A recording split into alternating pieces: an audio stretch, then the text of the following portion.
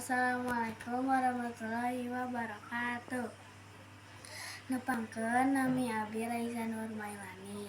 Abi bade nyebatkeun rupa-rupa perkakas sareng kagunaanna. Ieu ragaji. Ieu bedog. Ieu palu. Ieu obeng.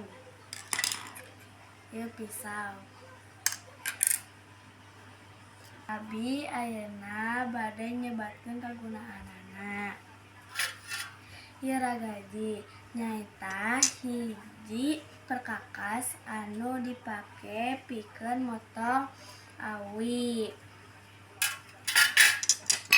Bedog nyaeta hiji perkakas anu dipake pikeun ngadeg. Ieu palu nyaeta hiji perkakas anu dipake pikeun nakol palu. Ieu obeng nyaeta hiji perkakas dipake pikeun muka jeung mageuhan baud.